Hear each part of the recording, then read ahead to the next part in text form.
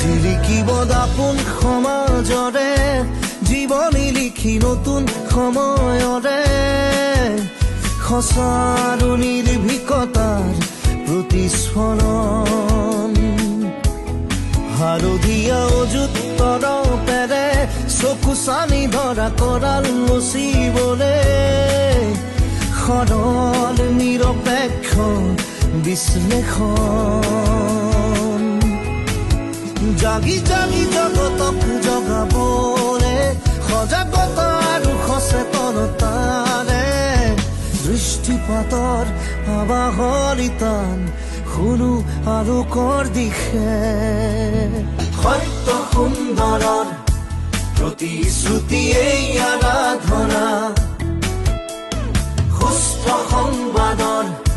ফলশ্ৰুতি হ'ব সভ্যতা।